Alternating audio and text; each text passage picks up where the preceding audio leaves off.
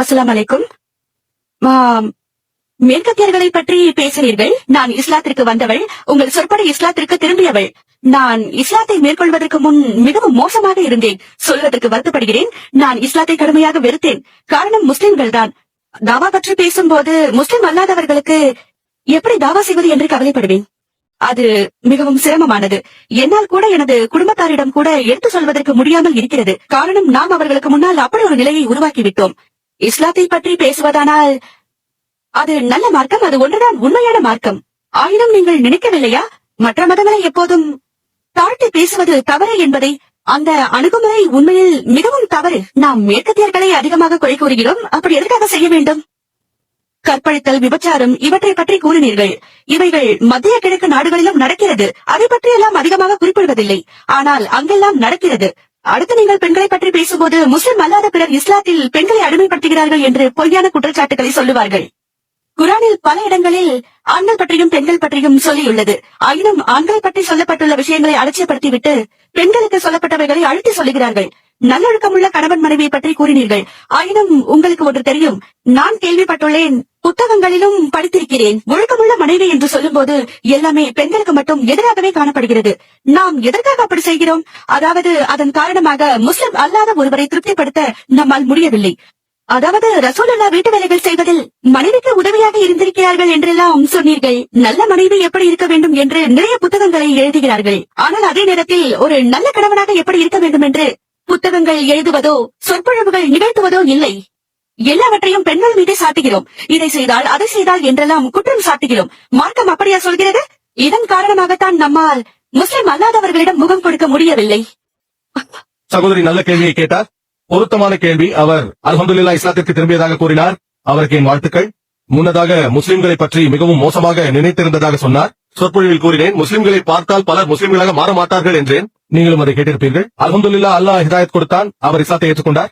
மேலும் அவர் மேற்கத்தியரிடம் இஸ்லாத்தை சொல்லுவதை பற்றி கேட்டார். இன்றைய தலைப்பு மேற்கத்தியர்கள் இஸ்லாத்தை நோக்கி ஏன் வருகிறார்கள் என்பதுதான். அவர்களுக்கு எப்படி தாவா செய்ய வேண்டும் என்பதல்ல. அது குறித்து என்னுடைய இன்னொரு கேசட் இருக்கிறது, இஸ்லாத்தை பற்றிய தவறான கருத்துக்கள் என்ற தலைப்பில். மேற்கத்தியர்களிடம் எப்படி தாவா செய்ய வேண்டும் என்பது ஒரு வித்தியாசமான நுட்பம். இன்று என்னுடைய சொற்பொழிவு தாவாவை பற்றியது அல்ல. மேற்குலகம் இஸ்லாத்தை நோக்கி வர காரணங்கள் உண்டு, அதை பற்றிய உண்மைகளை தான் நான் சொன்னேன். நீங்கள் சரியாக சொன்னீர்கள் சகோதரியே, நாம் மற்ற மதங்களை தாக்கக்கூடாது. குர்ஆன் கூறுகிறது, சூரா அன்ஆம் அத்தியாயம் 6 வசனம் 108, அவர்கள் அழைக்கும் அல்லாஹ் அல்லாதவற்றை நீங்கள் திட்டாதீர்கள், அவர்கள் அறிவில்லாமல் வரம்பை மீறி அல்லாஹ்வை திட்டுவார்கள் என்று. குர்ஆன் இதையும் கூறுகிறது, சூரா இஸ்ரா அத்தியாயம் 17 வசனங்கள் 81 82, وَقُلْ جَاءَ الْحَقُّ وَزَهَقَ الْبَاطِلُ إِنَّ الْبَاطِلَ كَانَ زَهُوقًا. இன்னும் சத்தியம் வந்தது, அசத்தியம் அழிந்தது, நிச்சயமாக அசத்தியம் அழிந்து போவதே ஆகும் என்று கூறுவீராக. மேற்கத்திய உலகை விமர்சிப்பதை பற்றி கூறினீர்கள். XYZ பற்றி பேசுவதை பற்றியும் என்னை குறை கூறினீர்கள். சகோதரியை தவறாக விமர்சிப்பது என்றால் என்னை பொறுத்தவரையில் ஆதாரம் எதுவும் இல்லாமல் கூறுவது. ஆனால் நான் அமெரிக்காவின் புள்ளி விவரத்தை வைத்தே பேசுகிறேன். அமெரிக்கர்களே அமெரிக்காவை குறை கூறுகிறார்கள், நான் அதை எடுத்துச் சொல்லுகிறேன். பிறகு என்னை ஏன் குறை கூறுகிறீர்கள்? தவறான விமர்சனம் என்றால் என்னை பொறுத்தவரையில் ஒரு செய்தியை எடுத்து அதை வேறு விதமாக திரிப்பது, மேற்கத்தியர்களைப் போல. மன்னிக்க வேண்டும், அவர்களை மீண்டும் குறை கூறுகிறேன், ஆனால் அதுதான் உண்மை.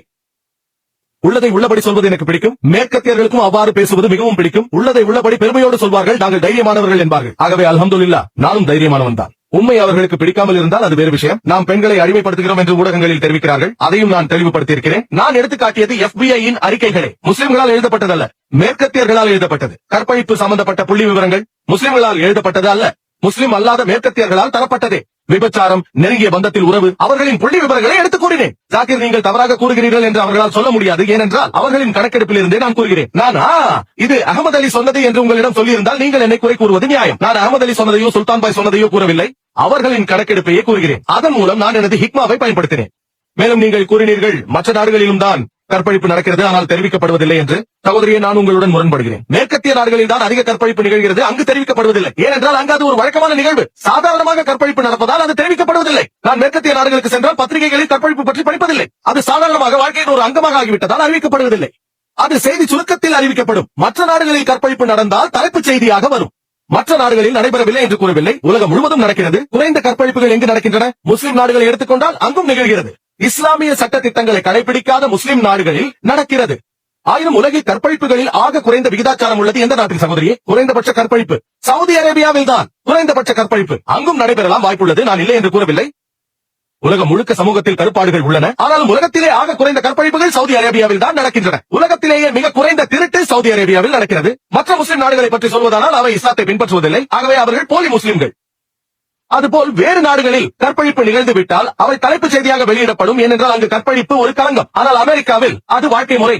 டாக்டரிடம் ஒரு நோயாளி வருகிறார், எனக்கு வீடி என்று கூறுகிறார். டாக்டர் சொல்கிறார் எனக்கும் தான் என்று. அது குறித்து அவர்களுக்கு வெட்கமே இல்லை என்று நான் கூறுகிறேன். அவர்களுக்கு அது சாதாரணம். ஆகவே சகோதரியை உள்ளதை உள்ளது போல் நான் கூறுகிறேன். அவ்வாறுதான் கூற வேண்டும். நான் பொது உடைமை என்ற சிறந்த வார்த்தையை பயன்படுத்தினேன். அதுதான் உண்மை. தவறாக விமர்சிக்கிறேன் என்று மக்கள் கூறலாம். ஆனால் உள்ளதை உள்ளது போல் சொல்ல வேண்டும். மேற்கத்தியர்களுக்கு அவ்வாறு சொன்னால் தான் பிடித்திருக்கிறது. அல்ஹம்துலில்லாஹ். உங்கள் முதல் கேள்வி அவர்களை குறை கூறுவது. நான் புள்ளி விவரங்களையே சொல்கிறேன். குர்ஆன் கூறுகிறது ஹிக்மத்துடன் அவர்களை அணுகுங்கள் என்று. ادعو الى سبيل ربك بالحكمه والموعظه الحسنه وجادلهم بالتي احسن.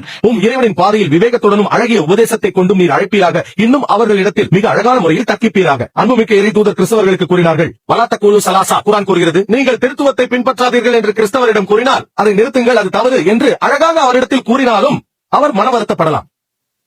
ஒருவர் இடத்தில் இருக்கும் தவறுகளை சுட்டிக்காட்டும் போது சிறந்த வழியில் கூறினாலும் அவர் மன வருத்தப்படுவார். ஒரு கிறிஸ்தவரிடம் ஏன் இயேசுவை வணங்குகிறீர்கள் என்று அன்போடு நான் கேட்டாலும் அவர் மன வருத்தப்படுவார். அவர் ஏற்றுக்கொள்ளக்கூடிய சிறந்த வழியில் நான் அவரிடம் கூற வேண்டும். ஆனாலும் அவர் வருத்தப்படுவார். அவர் வருத்தப்பட வேண்டும் என்று நான் குறை கூறவில்லை. நான் புள்ளி விவரங்களை கூறுகிறேன். இது உங்கள் கேள்வியின் இரண்டாவது பகுதி. உங்கள் கேள்வியின் மூன்றாவது பகுதியை பொறுத்தவரை ஏன் முஸ்லிம் அறிஞர்களும் பேச்சாளர்களும் பெண்களை பற்றியே பேசுகிறார்கள், பெண்களை பற்றி வரும் வசனங்களை மட்டுமே கூறுகிறார்கள், ஏன் ஆண்கள் ஆற்ற வேண்டிய கடமைகளை பற்றி கூறுவதில்லை என்று கேட்டீர்கள். சகோதரி, நீங்கள் என் கேசட்டை பார்க்க வேண்டும். இஸ்லாத்தில் பெண்களின் உரிமை என்ற தலைப்பில். அதன் பிறகு இஸ்லாத்தில் ஆண்களின் உரிமையை பற்றி எப்போது பேசப் போகிறீர்கள் என்று கேட்டார்கள். அந்த கேசட்டில் ஒரு கணவன் தன் மனைவிக்கு செய்ய வேண்டிய கடமைகளை பற்றி கூறியிருக்கிறேன். இன்று கூட நான் ஹிஜாபை குறித்து பேசியிருக்கிறேன். நீங்கள் சொன்னதைத்தான் நானும் சொன்னேன். சாதாரணமாக முஸ்லிம் பேச்சாளர்கள் பெண்களுக்கான ஹிஜாபை பற்றியே பேசுவார்கள். ஆனால் அல்லாஹ் ஆண்களுக்குத்தான் ஹிஜாபை முதலில் வலியுறுத்தினான். மற்றவர்கள் ஏன் அவ்வாறு பேசுகிறார்கள் என்பதற்கு நான் பதிலளிக்க முடியாது. அவர்களை தான் கேட்க வேண்டும். ஆக ஒரு நடுநிலையான அணுகுமுறையை நீங்கள் தெரிந்து கொள்ள வேண்டுமானால் என் வீடியோ கேசட்டை பாருங்கள். இஸ்லாத்தில் பெண்கள் உரிமை என்ற சொற்பொழிவில் ஒரு கணவன் தன் மனைவியிடம் எவ்வாறு நடந்து கொள்ள வேண்டும் என்று பேசியிருக்கிறேன். ஆண்களுக்கு அறிவுறுத்தும் விதமாக பேசியிருக்கிறேன். பல ஆண்களுக்கு அது பிடிக்காமல் இஸ்லாத்தில் ஆண்கள் உரிமையை பற்றி எப்போது பேசுவீர்கள் என்று கேட்டார்கள். ஆகவே சகோதரியை நான் நிறைய பேசியிருக்கிறேன். அல்ஹம்துலில்லாஹ்.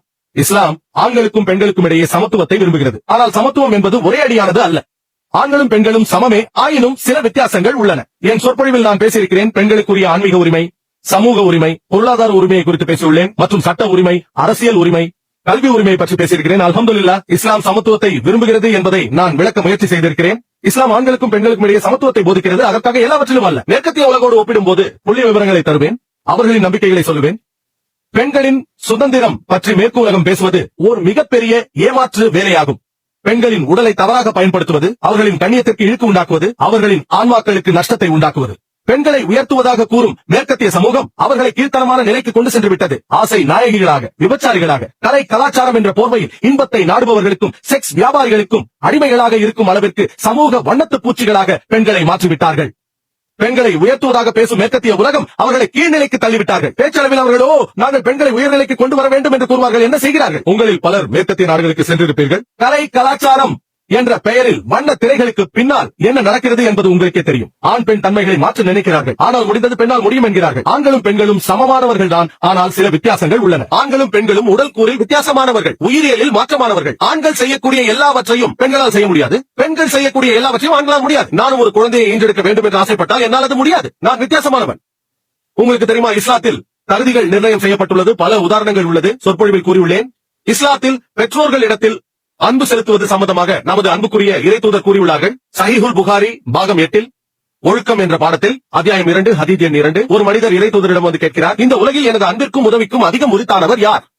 இறை தூதர் கூறினார்கள், உனது தாய் என்று. அந்த மனிதர் அடுத்தது யார் என்றார். இறை தூதர் கூறினார்கள், உனது தாய் என்று. அதன் பிறகு யார் என்று அந்த மனிதர் கேட்டார். மூன்றாவது முறையும் தாய் என்று இறை தூதர் கூறினார்கள். அதன் பிறகு யார் என்று அந்த மனிதர் கேட்கிறார். நான்காவது முறை உனது தந்தை என்று கூறினார்கள். அப்படி என்றால் 75% அன்பும் பாசமும் 4/3 அன்பும் பாசமும் தாய்க்கே செல்கிறது. மீதி 25% 4/1 அன்பும் பாசமும் தந்தைக்கு செல்கிறது. சுருக்கமாக சொன்னால் தாய் தங்க பதக்கத்தையும் வெள்ளி பதக்கத்தையும் வெண்கல பதக்கத்தையும் பெறுகிறாள்.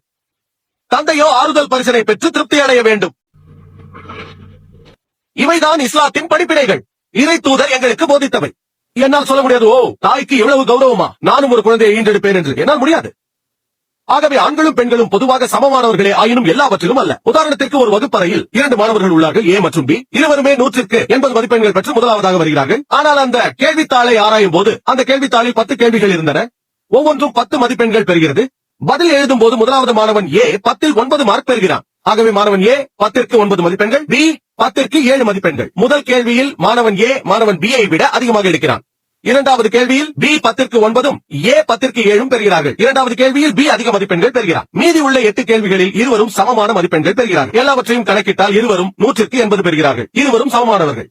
ஆனால் முதல் கேள்வியில் A B ஐ விட அதிக மதிப்பெண்கள் பெற்றிருக்கிறான். இரண்டாவது கேள்வியில் B A வை விட அதிக மதிப்பெண்கள் பெற்றிருக்கிறான். ஆகவே ஆண்களும் பெண்களும் சமமானவர்கள். ஆயினும் அடையாளம் காணப்படுகிறார்கள். ஒருவேளை ஒரு திருடன் என் வீட்டிற்கு திருட வந்துவிட்டால் பெண்கள் சுதந்திரத்தில் எனக்கு நம்பிக்கை உண்டு என்றும் சமத்துவத்தை நம்புகிறோம் என்றும் சொல்ல முடியாது. என் மனைவியோ சகோதரியோ அனுப்பி சண்டையிட சொல்ல முடியாது.